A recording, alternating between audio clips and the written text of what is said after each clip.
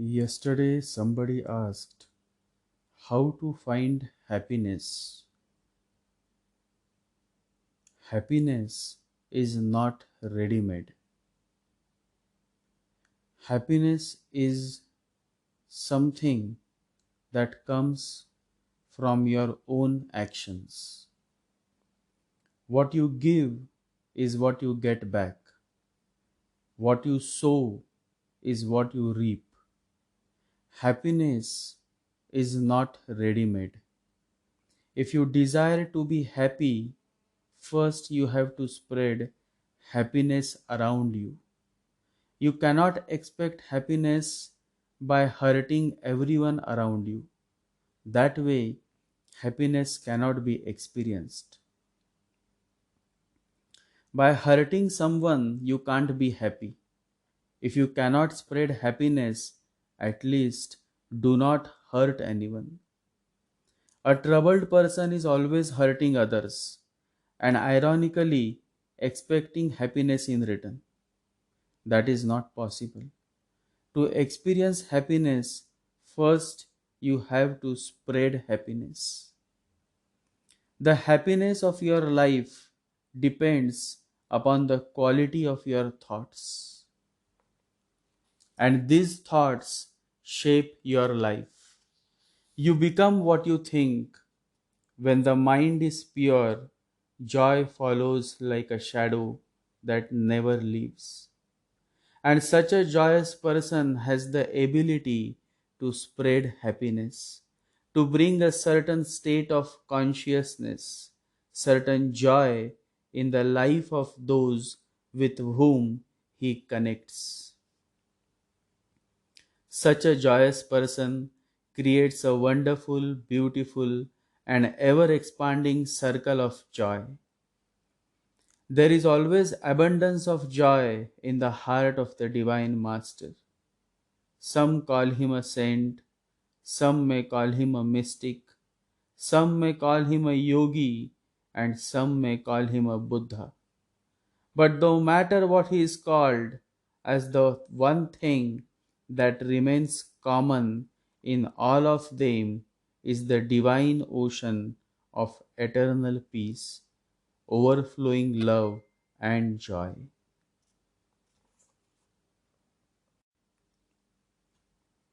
The joy that you give to others is the joy that comes back to you multiplied. There was a gatekeeper, and he was a monk. He was the gatekeeper of the famous Tango monastery located in the capital city of Thimphu. Thimphu is a very beautiful city,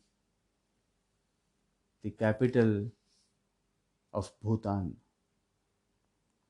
One day, a faithful farmer came with a basket of fresh apples to meet the gatekeeping monk.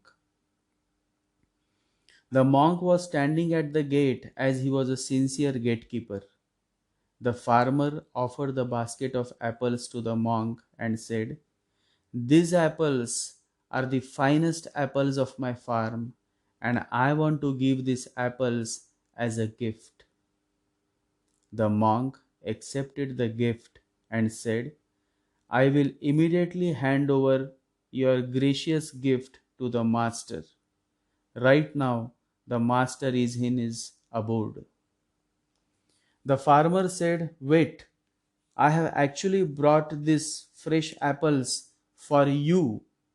I want you to have this gift." "For me?" The monk blushed.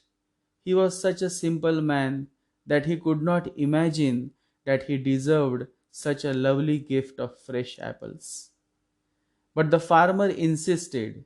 He said, "Whenever I knocked on this gate, it was you who opened it, and when I was in the most difficult time of my life, it was you who helped me by giving me a piece of bread and a cup of wine every day.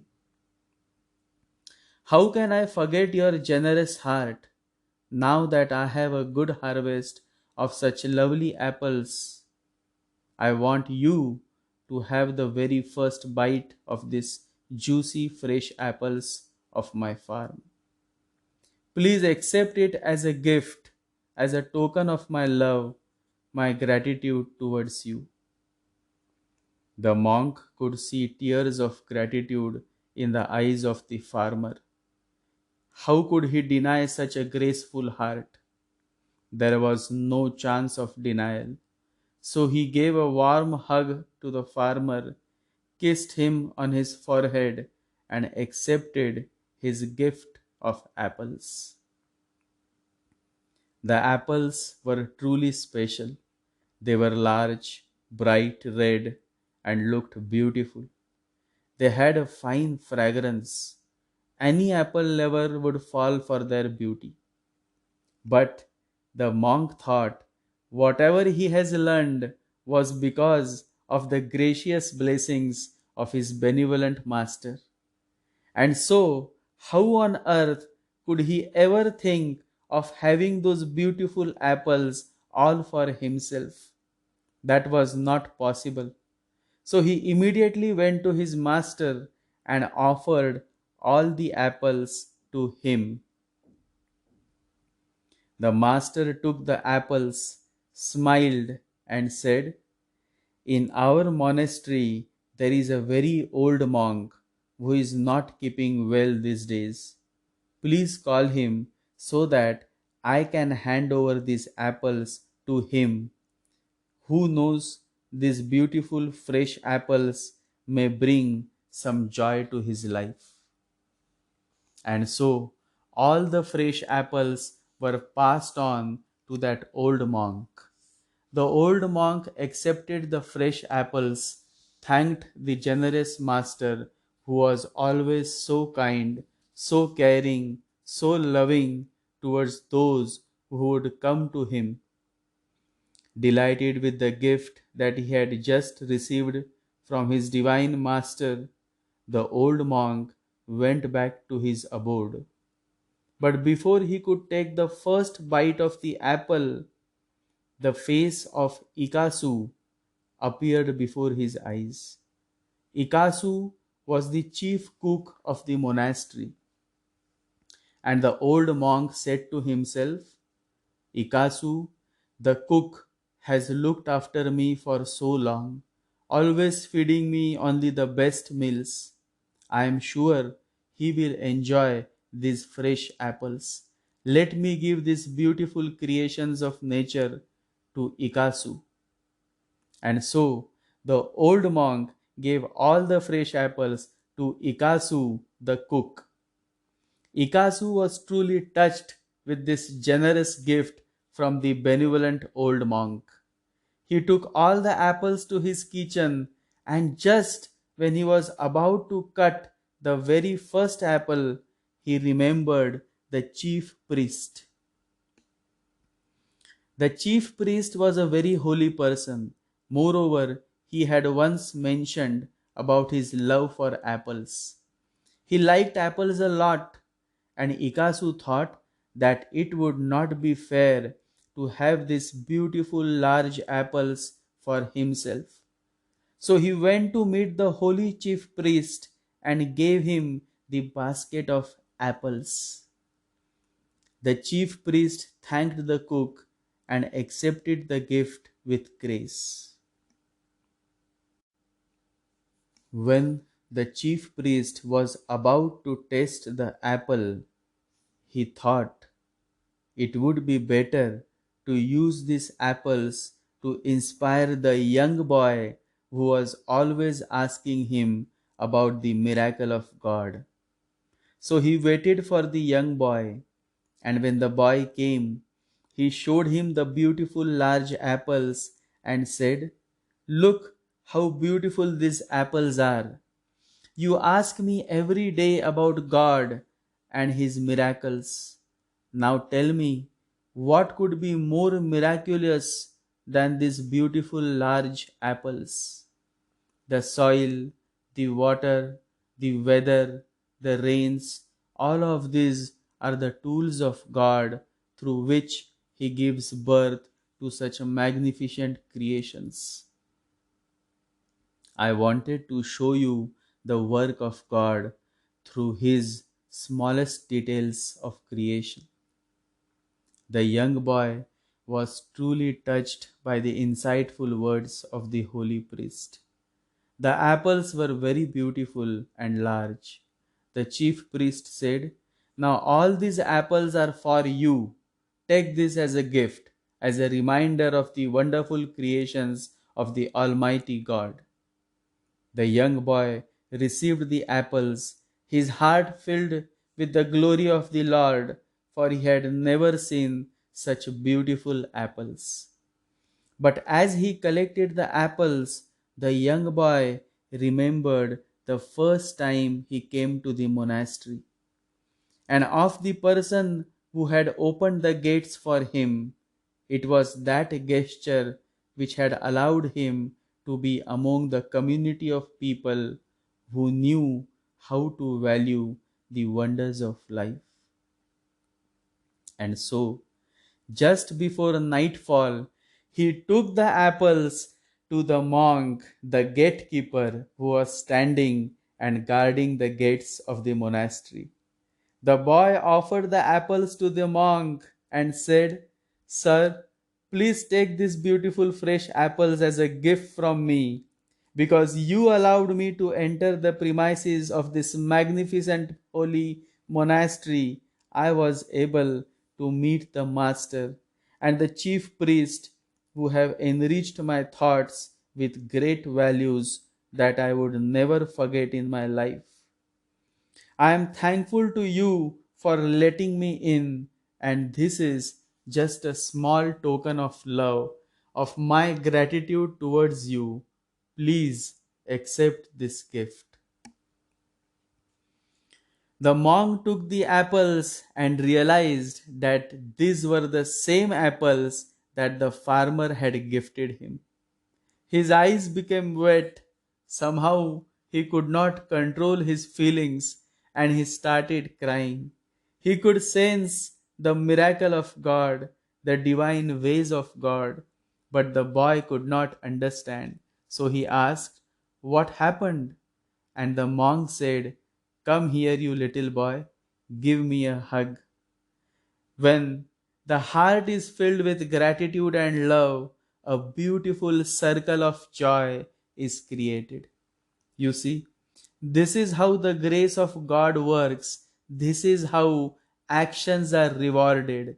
Life is defined by your karma.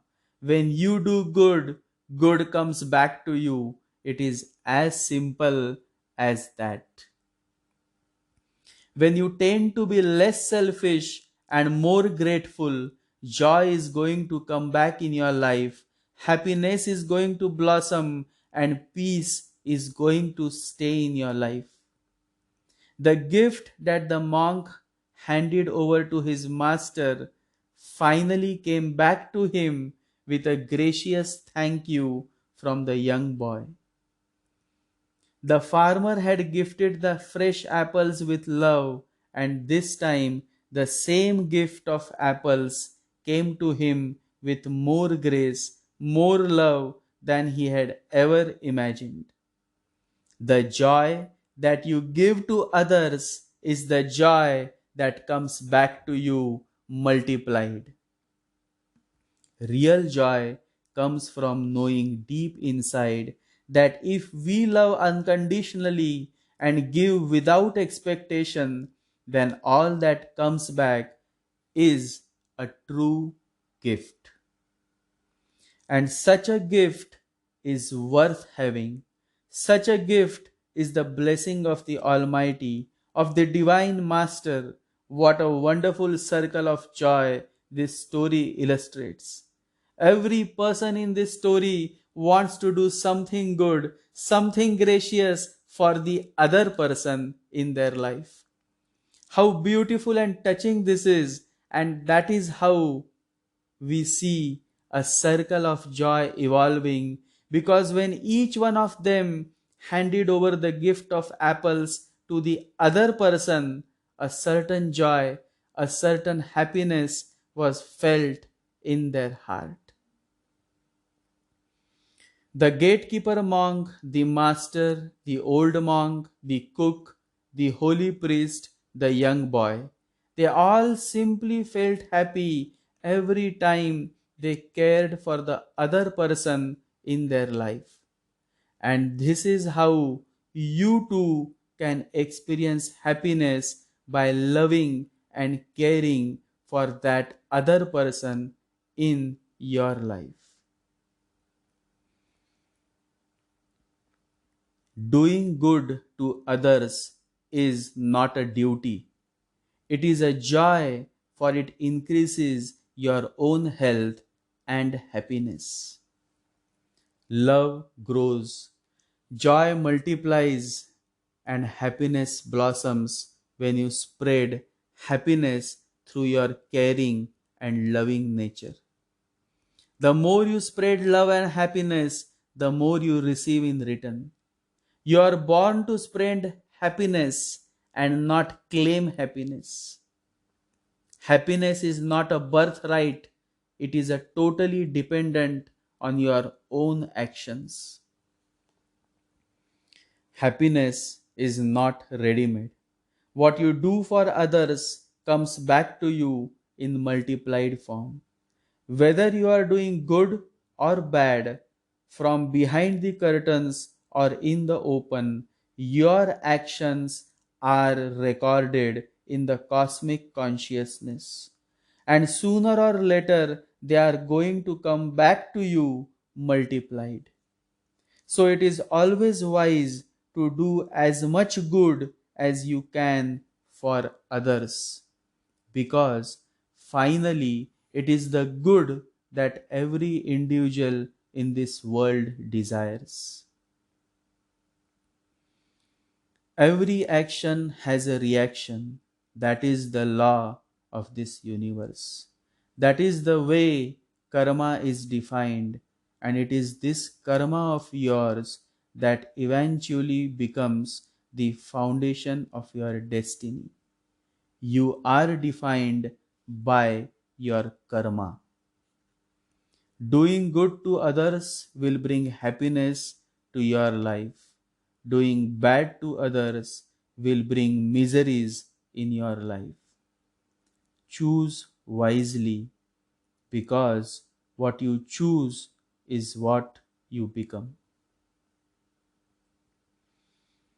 The reality is that doing good unto others actually does more good for you. Always remember this. Meditate.